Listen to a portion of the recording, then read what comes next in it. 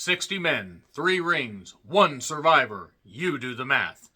Well, based on WCW's bookkeeping and the amount of money that they lost in 99, 2000, and God knows how much they would have lost if they were in business throughout 2001, their version of doing the math went about as well as Atari's advertising for the Jaguar. How's that for a deep cut? Did you have a Jaguar? Let me know in the comments. Did you love Jet Jaguar? Let me know in the comments as well. But nevertheless, I'm John Renton with the Retro Review WCW World War III, 1997. November 23rd, 1997, the third annual World War III. Oh boy. You know, World War III was a good concept in theory, but in execution, I can't really name one World War III event that was ever really all that good. Sometimes the undercard was alright. The winner, at least for 95 one, sort of made sense. 96, kinda. My God, though. I mean, no wonder they got rid of this after the following year. But this event took place at the Palace of Auburn Hills in Michigan. 23,000 seat capacity. By the way, the same venue where Lex Luger beat Hollywood Hulk Hogan just before losing the title back to him at Road Wild 5 days later. Good booking. So they had about 17,128 fans, and they had about 205,000 pay-per-view buys. Down 200,000 from Halloween Havoc the month before. Ouch. So let's talk about some facts and figures before I dive into this review, because we're going to go back to World War III, 1995. That was at the Norfolk Scope. I always want to call it Norfolk because I'm just weird. 12,000 fans. I had 90,000 pay-per-view buys. Well, that isn't all that great. 1996, though, things would get better. They were back at the Scope. They had 10,314 fans, so that isn't as good. But they did have 200,000 pay-per-view buys, so literally they only went up 5,000 in their hottest period. 97 and 98 were their hottest years. 96, they did overtake the WWF in the ratings after Great American Bash 1996. But my goddamn goodness. So, that being said, though, we go to World War III, 1998, the last World War III. Before we got Mayhem 99, which I did retro review, you can check that out. And Mayhem 2000, during that tour through Hysteria, where I retro reviewed the entire timeline from the reboot episode all the way until the final Nitro. God, the pandemic, I guess, had some benefits because I nearly lost my goddamn mind just by the time Slamboree 2000 came along. But that being said, they were back at the Palace of Auburn Hills for the following year's event. They had about 17,610 fans, so okay, a little bit more. And they had 250,000 pay-per-view buys, so that's pretty good. Let's talk about the 1997 pay-per-view timeline, though. Sold out 97. Cedar Rapids, Michigan, 5,120 fans, 170,000 pay-per-view buys. The only sole NWO pay-per-view, and it wasn't good, like at all. It had a cool look and had a neat idea, but boy, again, that execution. Super Brawl 7 at the Cow Palace. They had about 13,300 fans, 275,000 pay-per-view buys. So that event did better than this one. Where Roddy Piper said that he stayed in Alcatraz, despite the fact that Alcatraz had been decommissioned for a while. So, Uncensored, that was 1997, by the way. That was in North Charleston. They had about 9,300 fans. They had 325,000 pay-per-view buys. Despite the fact, really, none of the Uncensored were any fucking good. That's a pretty good buy rate. Spring Stampede in Tupelo, Mississippi. Just under 8,400 fans and 210,000 pay-per-view buys. You know, looking at these pay-per-view buy rates, actually, they weren't really doing a fuck ton better than WWF, that is. Even, I mean, granted, you know, Mania 13 was the lowest bought lowest bought Mania in history, at least since they started charting those numbers, but still, WCW is spending copious amounts of money, and they still were only able to get in the 200,000 to maybe 300,000 range for most of the year, which is pretty good, but when you look at the revenue splits and the pay-per-views and all that, it was actually kind of amazing that WCW stayed in business. By the way, they were in Charlotte, by the way, for Slamboree, and that had about 9,600 fans. That had 220,000 pay-per-view buys. Yeah, they're still stuck. Same thing, 220,000 pay-per-view buys for the Great American Bash. And Moline had about 9,600 fans as well. And then we go to Bash at the Beach, 1997, where Dennis Rodman made his pay-per-view debut. Daytona Beach, 7,800 fans and 325,000 pay-per-view buys, so they matched Uncensored. Good job there. Road Wild and Sturgis, which sounds like a name you make noise you make right before you throw up. 6,500 fans, 240,000 pay-per-view buys, so not god-awful. Fall Brawl in Winston-Salem, 12,000 fans, 195,000 pay-per-view buys. Halloween Havoc 97. Ray versus Eddie stealing the goddamn show. Eddie, or not Eddie, but Randy and DDP having a great goddamn, cap off to their trilogy. And then Roddy Piper and Hulk Hogan in a giant cage match where Roddy Piper tried to eat Hogan's ass at one point. That, I'm not kidding. He did. I don't know what. And there were a bunch of Sting impersonators and plants that came in the ring. But they were at the MGM Grand. They had about 12,400 fans and 405,000 pay-per-view buys. The biggest bought pay-per-view so far of the year. The highest pay-per-view buy rate so far. They go to Starrcade 1997. That is after this. The MCI Center, 17,500 fans. 700,000 pay-per-view buys, and they would never come close to that number. I think Bash at the Beach 98, they did like 580,000. And Super Brawl 9 did like 485. But they would never get close to 700,000. You know why? Because they pissed the fans off. And then right after that, Sold Out 98 in Dayton, Ohio. They had 5,500 fans and 380,000 pay-per-view buys. So let's get into the pay-per-view, because why the fuck not? Shivani, Heenan, and Tenay on commentary. A 9-match card. Dave Penzer was a ring announcer. The Faces of Fear, Ming, and the Barbarian took on Glacier and Ernest Miller. What in the name of WCW Thunder that hadn't been created yet? What the fuck was this? I mean, Ming and Barbarian, still scary even now. They still do independent shots. That was 27 years ago that they were wrestling here. They're still doing that, and I would still be scared of them.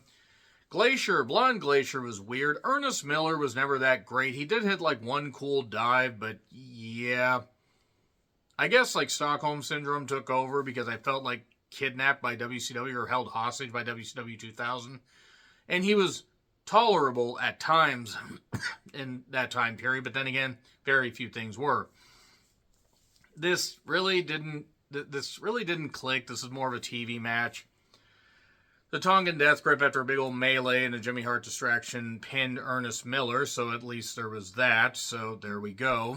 And Saturn then took on Disco Inferno. He'd recently won the TV title from Disco, and Disco fired up a few times and hit a couple decent moves, but I chalked that up to Saturn being willing to bump his ass off. Saturn also was in Raven's flock. And the blow-off for that, where he actually left the flock and disbanded the flock at Fall Brawl 98, was the sole highlight of Fall Brawl 98. So, I don't know. This was another match that seemed more like a TV match. There was a crossbody that got reversed into the rings of Saturn, and Saturn got the victory, so at least Disco lost. I've seen worse, but it still wasn't that great. Mean Gene plugs a hotline and talks to the Giant after Scott Hall had broken his thumb doing some stuff on a recent Nitro. But Giant says he doesn't need to chokeslam people to get them over the top rope. More on getting them over the top rope here in a bit. Yuji Nagata, meanwhile, had Sonny Ono in his corner against the Ultimo Dragon. They had a match at Halloween Havoc 97 where Ultimo got his elbow targeted. And actually that elbow would play into... elbow or tricep or something would play into him having to actually retire because of a botched surgery. Ultimo Dragon would train people at what would become Dragon Gate. And then he would get back into shape and he would actually go to WWE. I actually got to meet him at an indie show in March of 2019. It was very cool to see Ultimo Dragon. Somebody that actually inspired me to learn more about the cruiserweights. And he was really, really good. And he was, a decent amount of time into his career by this point. Because he's 57, so he's born in 66. I think he's going to turn 58 here in a little bit. But nevertheless, he kept trying to go for Sonny. Ultimo did, and it kept costing him. Yuji Nagata dominated for a bit. They were both also laying on their necks for no goddamn reason. A Dragon Sleeper, but a distraction caused Ultimo not to win. He did end up trying basically to get at Sonny, but eventually we had a collision, and then we had a roll-up.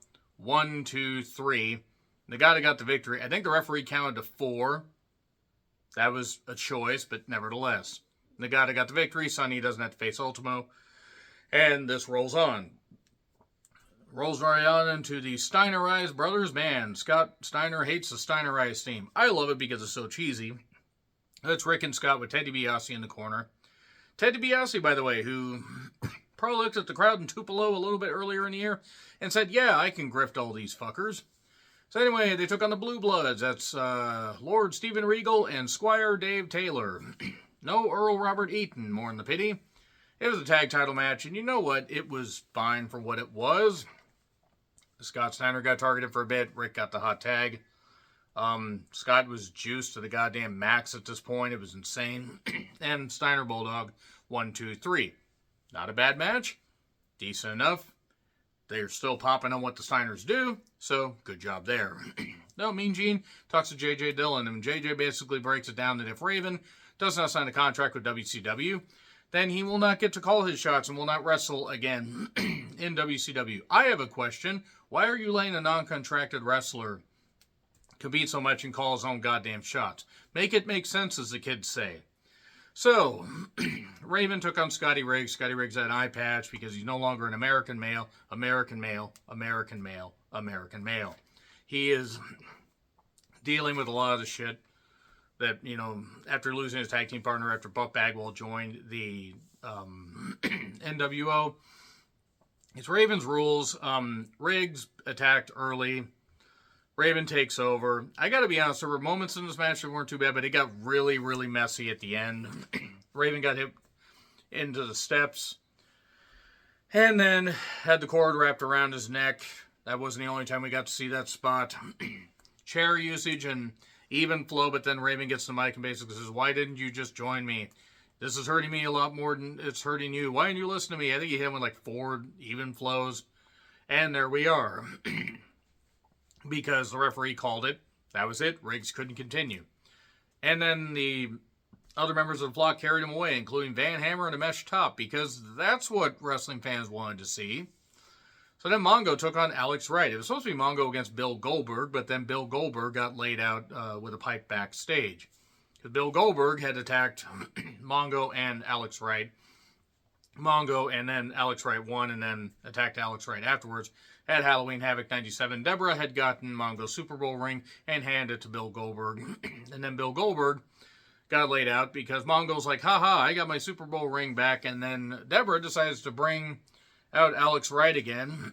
And they had a match that could only be quantified as not good. Not good. Alex Wright is pretty good. And Mongo, bless him, had to be riddled to the fucking just gills with CTE by this point.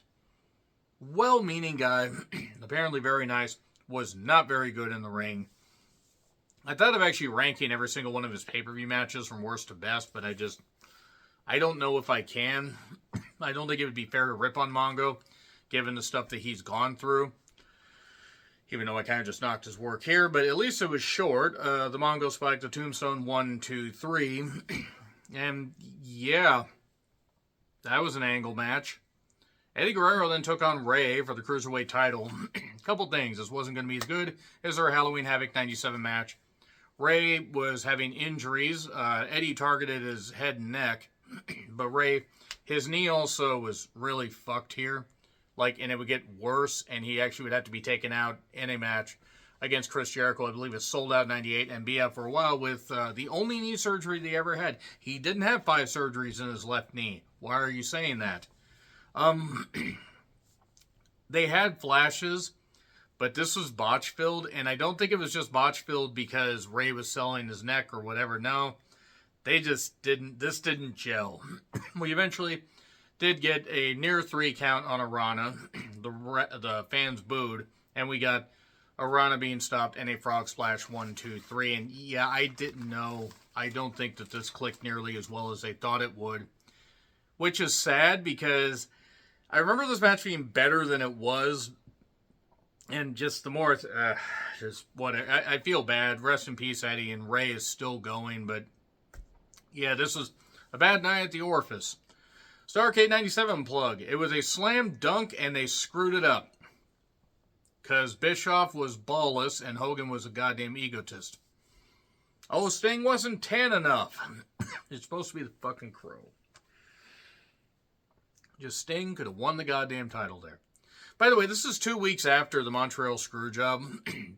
They didn't have Bret even show up. If Bret couldn't have contractually wrestled for a while, fine. But I still believe that Bret could have contractually shown up on television as long as he didn't get physical. So why the hell wasn't he here saying, Sting, Hogan, I want the winner? Build some anticipation. But no, they can't do that.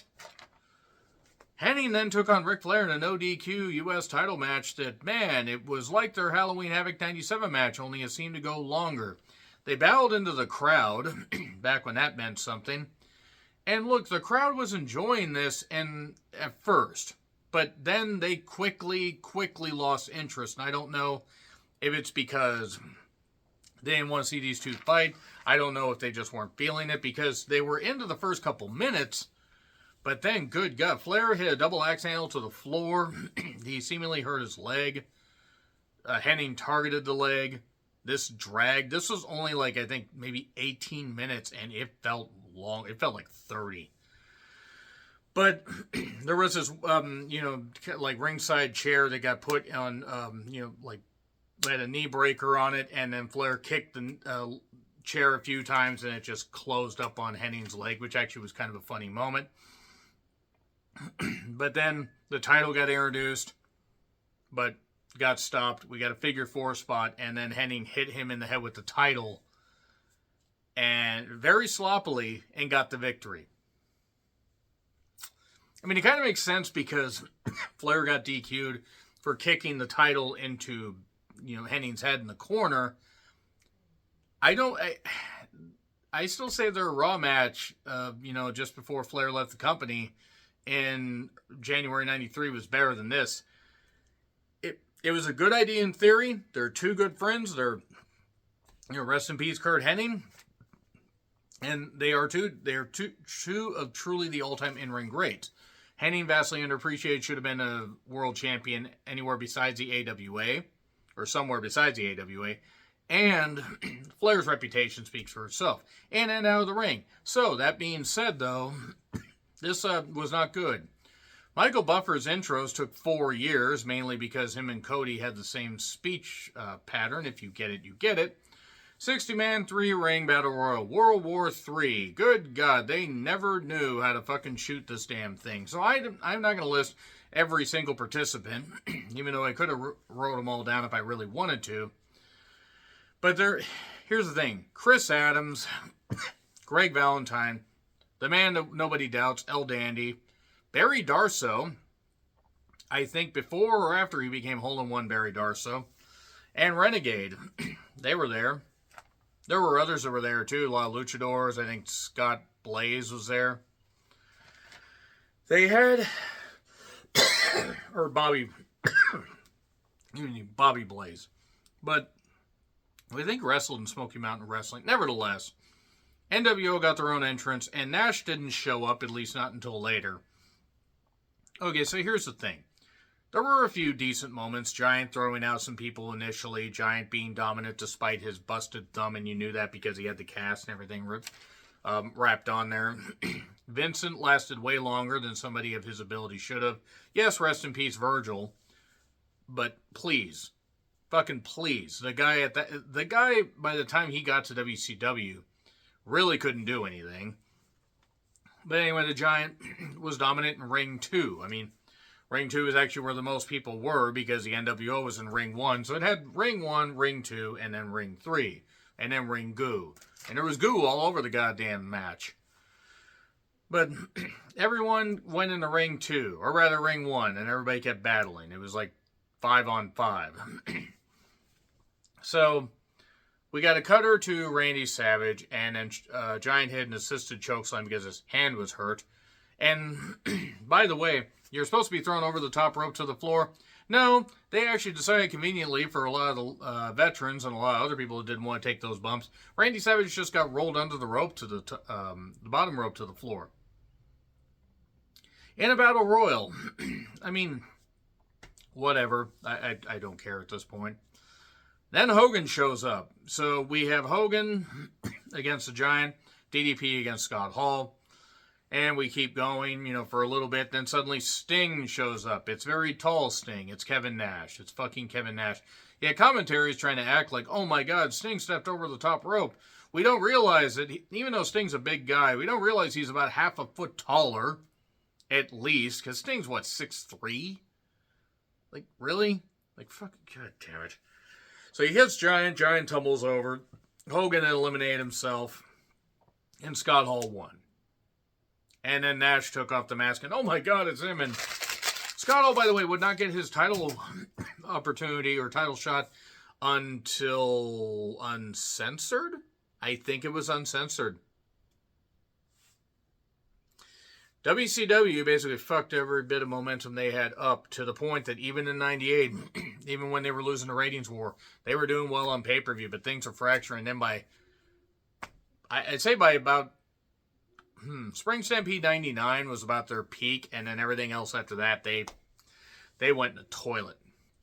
That being said, I figured I'd retro-review something that I hadn't actually done, because I've done pretty much every WCW pay-per-view, to the point I've reduxed some that I did from about 6 years ago. But nevertheless, did you think the World War III concept ever worked? I didn't, but I want to know what you think.